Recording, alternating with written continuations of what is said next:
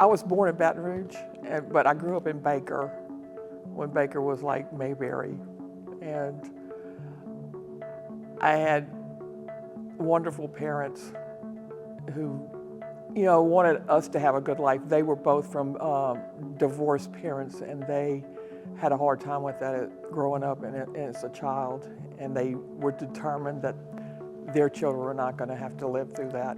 So when they got married, they decided right off that their children were not going to have to live the same life that they did.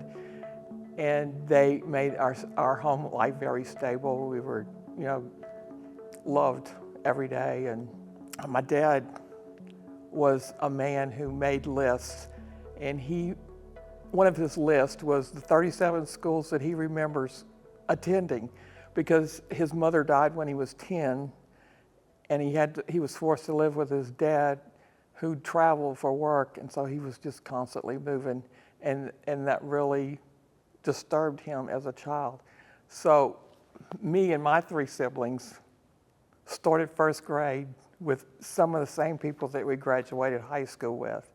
And I think that has made that stability there has made such a difference in my life. I can never remember not going to church. My mother was a fine Christian lady who brought us to the Baker Methodist Church, and that is where I learned about Jesus and I was baptized there and felt at first that I wanted to be a Christian. That's where I gave my profession of faith. And later on, that's where I got married. In my early 20s, I got a job where I had to work a lot of weekends. And even though I was a Christian, it was just so easy not to go to church. So, I didn't. And then it got easier not to go to church. But then for about 8 years, I avoided church altogether, partly because I had to work, and partly because I had gotten into a relationship with a Muslim man who I thought I was in love with, and I didn't want anybody to tell me that what I was doing was wrong. So I avoided church or the conversation with anybody. The whole time, even though I wasn't in church, I always felt like God was there with me, bringing me through it. And he never abandoned, I never felt abandoned by him. And then, of course, that relationship ended, and I was sad for a very long time, very sad. And I had resigned myself to the fact that I was just going to be single for the rest of my life. And so I had that all planned. I'd started going back to church, and everything was going to be okay. But then, just when I had it all planned, God put Jimmy Spruell into my life. I had known him since the 7th grade, but now we were 40 years old. And 4 months after our first date, we got married, and we had 30 wonderful years together. And he loved me so well in those 30 years that it made up for all that time that I was alone. I thanked God for him every day, for putting him into my life. And then, I still thank God for the love that he left me, because I feel like he still, his love still lives in me. He had been married before he had a child, and that brought me, I didn't have any children, but I had her, and she's given me 2 grandsons, and they're mine. Losing him was devastating, but God brought me through it. And a lot of times I just felt like he was telling me, just breathe.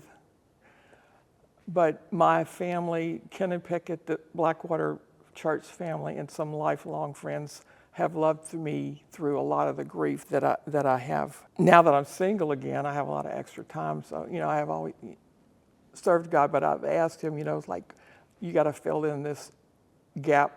And he has given me so many opportunities to fill it in. I have always been a sewer. It's my passion to be a sewer, but I'm really a quilter, and I feel like that's what I need to be doing, serving him in that way. And I intend to do that as long as I can. I feel like I need to be doing God's work when he comes back to take me home. Most of the quilts that I have made, and I've made a lot, Most of those quilts go to people I've never met, but God knows them, and it's my honor to sew them for them. It's over 100 that we've given to the children's home already. We have 8 that come regularly, but we have a list of probably 30 that follow us and, cheer us on. It's growing. People often tell me that I seem to be doing so well as a widow, but I'm telling you, it's nothing that I ever wanted to do. It's difficult, but that's where I'm at, and I refuse to let it ruin the rest of my life. We only have limited days here on this earth, and we don't need to spend too many of them being sad. I mean, you're going to be sad, but don't waste all your time being sad. There's too much to do. You got to get over it, and there's so many things to be happy about. Find some, don't be sad all the time. I had 2 serious health issues last year, either which could have killed me, but I'm still here. So I get up every morning and say, God, what do you want me to do and say today? Open the doors that I need to go through. Ian has asked me probably 2 years ago to do my witness, and I always said, no, not now, not yet.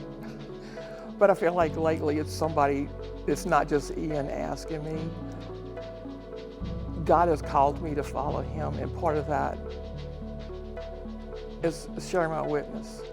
So here I am, and I just want to say that I'm a good listener. So if you need a sympathetic ear, call me. I'll listen. I mean, just look around for opportunities to serve God. They're everywhere.